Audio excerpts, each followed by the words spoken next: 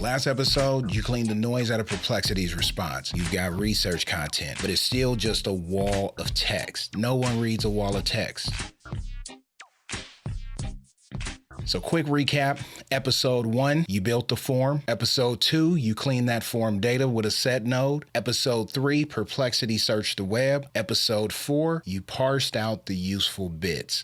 Now episode 5, Claude is gonna synthesize. Perplexity is your researcher, fast, broad, pulls in the sources. But Claude is your analyst. It reads everything, structures it, and tells you what to care about. By the end of this episode, your workflow sends Perplexity's results to Claude and gets back a clean summary every time. Now, we're using n8n's native AI agent node this time, which is going to be a cleaner, more modular interface that's going to replace manually building API calls using the HTTP requests. We could have done that with Perplexity, but I wanted to show you how to actually do that because there are cases where you'll need to. Now, n8n has various built-in services, but it doesn't have them all. So I always say use the native nodes when possible. If there's not an API tool that's available inside of n8n, then definitely you'll need to use that HTTP request. The AI agent node is going to act as the brain, but it needs a separate model node to speak. So it's two parts that you control. One is the Anthropic Chat Model node. This is where you select Claude model and connect it to your Anthropic credentials. It's the engine. And 2, the AI agent node prompt. Now this is where you write your instructions. You configure the system prompt and the user prompt separately. The agent reads the connected model and applies your prompt. And then it returns that clean string output field. You no longer have to worry about manually building role content arrays in raw JSON form. So we're going to add an AI agent node after the set node. So I'm going to go ahead and click on that plus icon. There is this AI right here. If I click that, I'm going to choose AI agent, and that's going to go ahead and bring up the AI agent window. Of course, we want to start with giving it a name. Here we're going to say Claude : draft research summary. I can spell. And here we want to define below.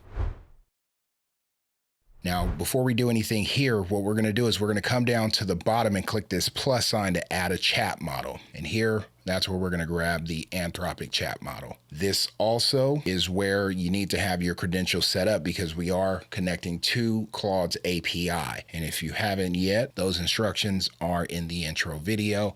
Links to all the places, all the things. With that said, here with my credential, I've already got it set up, so I just choose my Anthropic account. So I'm not setting any of the HTTP request stuff up. I just pull this, everything else is done. We can choose from this list. The drop-down shows all the different models that are available. I can use Claude 4.6, that is the most recent. Now, you don't have to use this model. I'm just gonna use it for the context of this video, but depending on what you're looking into, you can figure out which one works best for your use case. Now we've got our model selected. We can close out of this window, and I'm going to double click back onto the main chat window. So as I said before, using the native node, we don't have to worry about inputting any missing headers, JSON typos, any of that. It's already set up for us, so we're good there.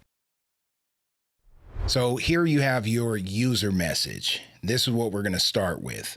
And I'm going to paste in, I'll pop this out so you can see. Here are the research results. And then we pull in our research content field. And that would have been this, drag and drop in there. Synthesize the above info into a structured summary with key findings and takeaways.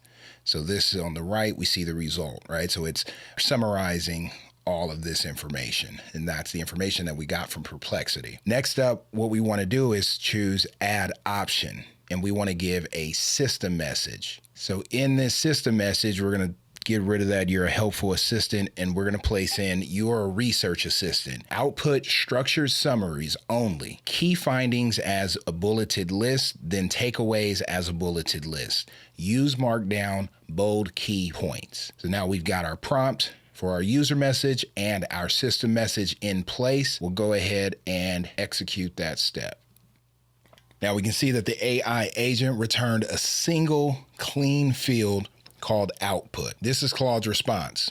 Now, this is in markdown language. That's something that you should be aware of. When you see those hashtags and those asterisks, that's actually going to be useful for us once we get this into our document. So now our workflow from end to end. You have a topic, Perplexity finds the sources, Claude reads them and gives you key findings and takeaways in markdown every time. That's what we've built. The assistant does the research for you. So in the next episode, we're going to set it up so that every research run creates its own document and saves this output. That's building out the paper trail. So one ask that I have is to make sure that you watch episode 6. Right now, Claude's summary lives in n8n, but in the next episode, it'll live in Google Docs. Every research run gets its own document. You'll also build a log with every topic, every date, every doc link, all in one sheet. That log becomes very important later, so don't skip it. Episode 6, creating a paper trail. See you there. And if you haven't, subscribe, at least to this playlist.